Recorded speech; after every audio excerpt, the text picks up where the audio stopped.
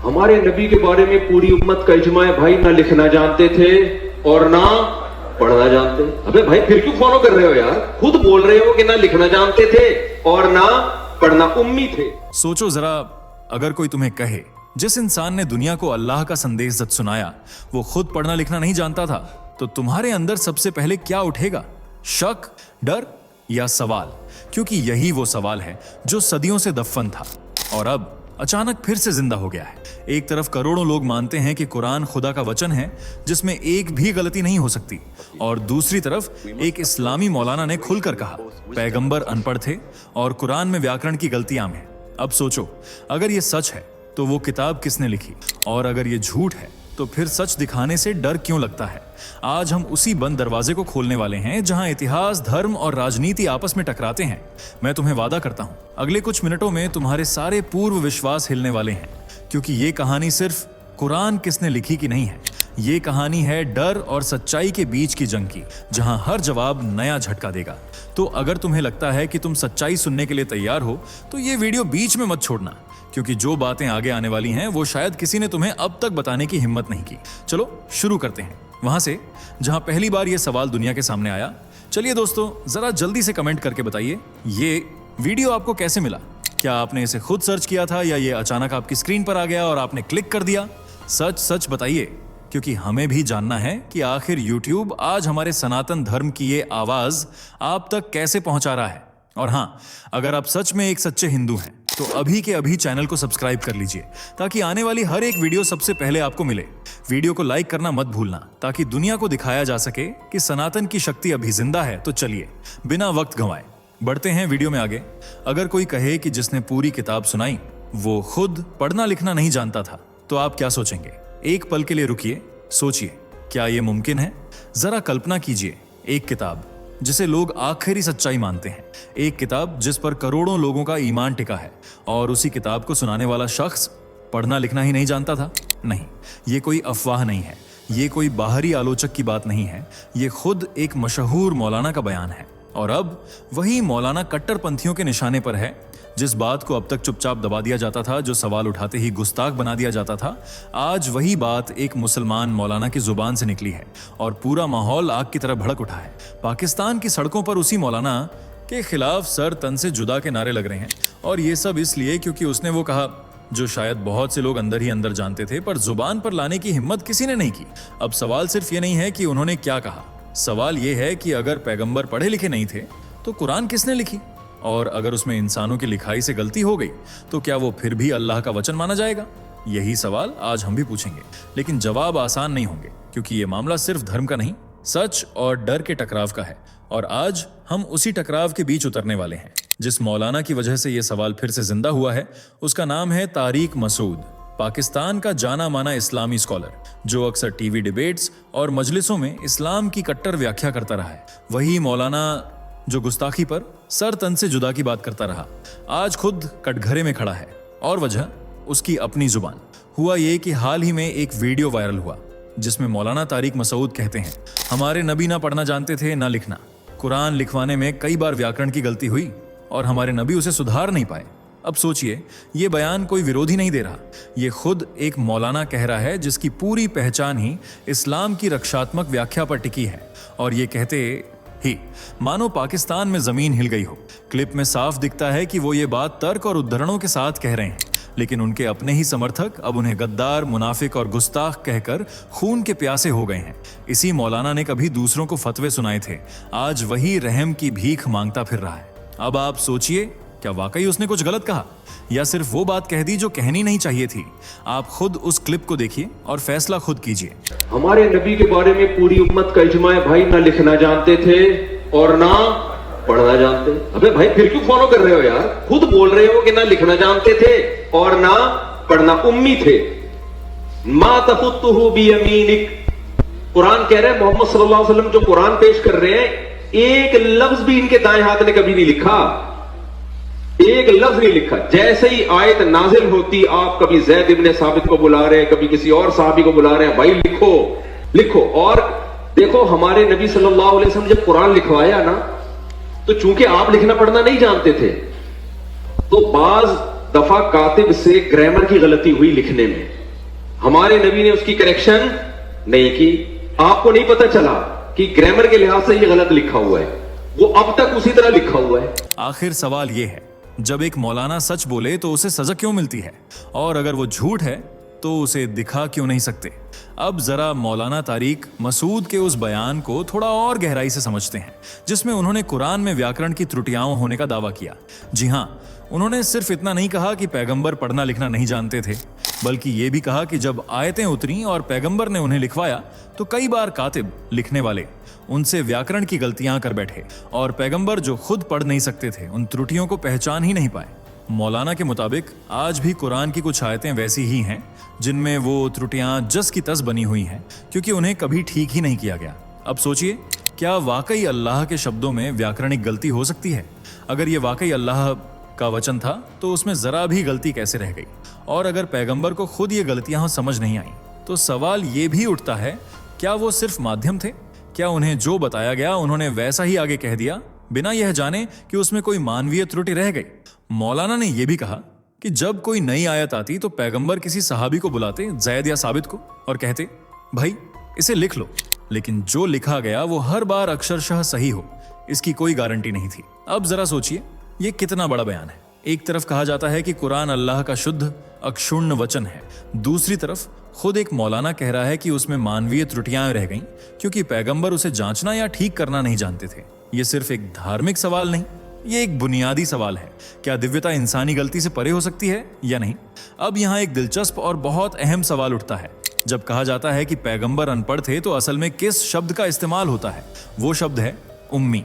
कुरान में कई बार पैगंबर मोहम्मद को नबी उम्मी कहा गया है। अब सवाल यह है, उम्मी का मतलब क्या है?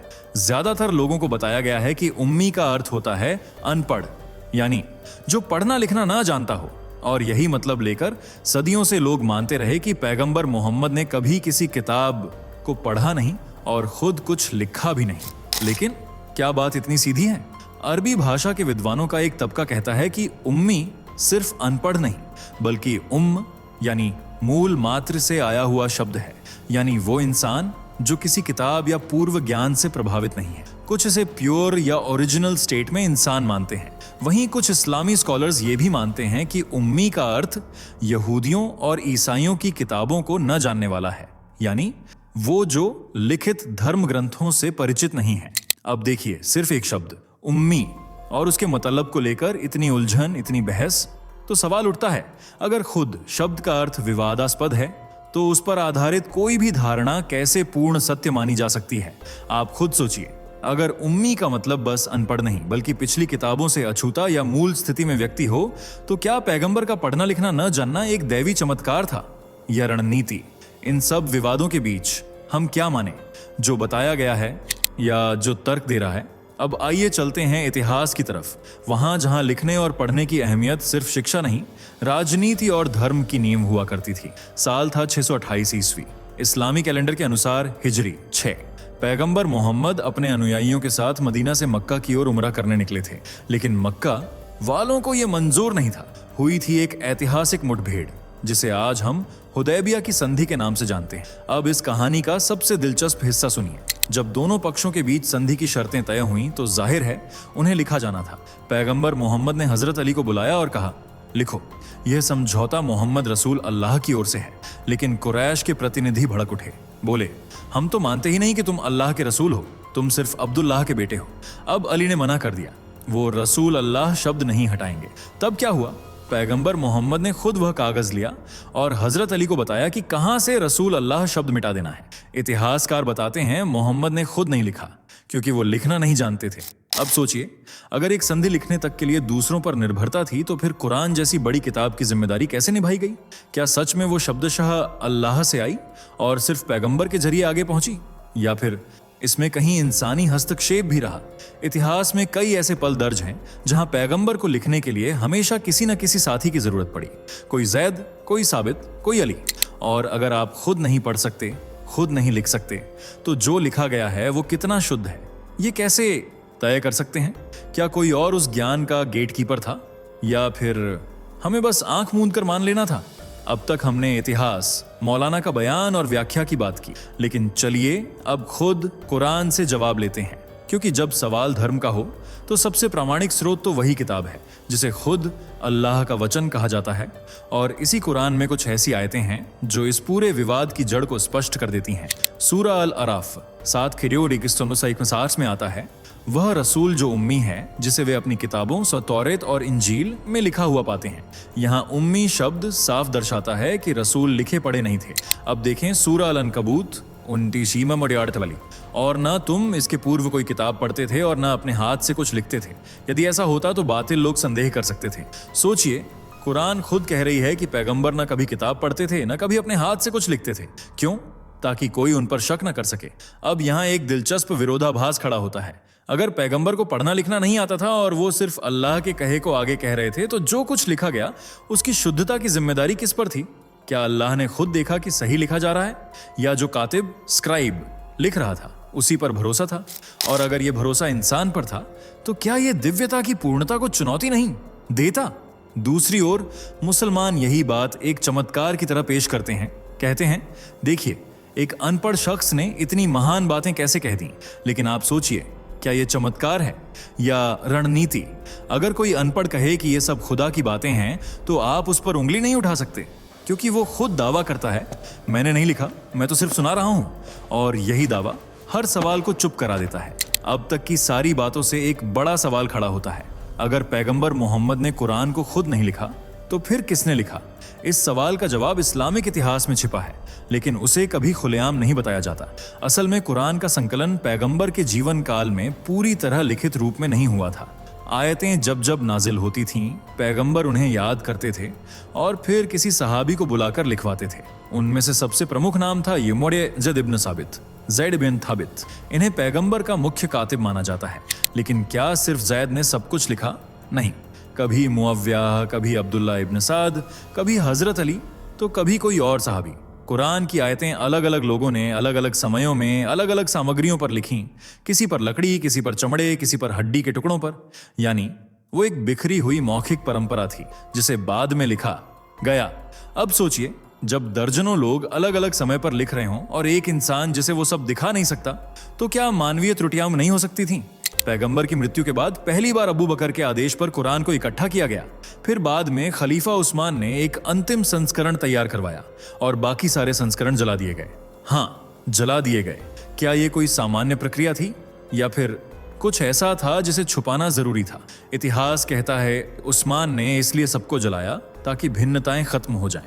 लेकिन सवाल यह है, भिन्नताएं थी क्यों?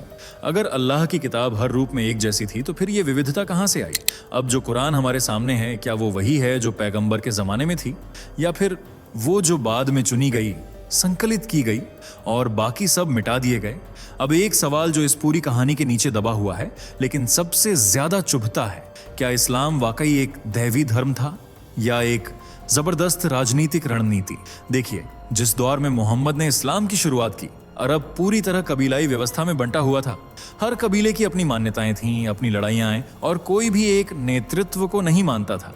लेकिन तभी एक विचार आया, एक ऐसा धर्म जो सबको एक झंडे के नीचे लाता था, और उस विचार का केंद्र बना मक्का।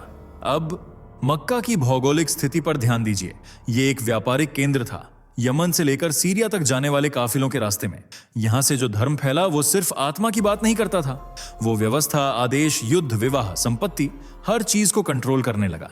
क्या ये महज संयोग था या ये एक गहरी रणनीति जहां धर्म को राजनीतिक एकता और सामरिक विस्तार का जरिया बना लिया गया?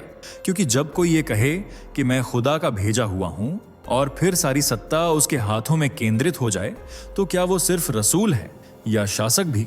आज जब हम कहते हैं कि कुरान अल्लाह की किताब है, तो क्या हम भूल जाते हैं कि इसकी संरचना और प्रसार सत्ता के नेटवर्क से हुआ था?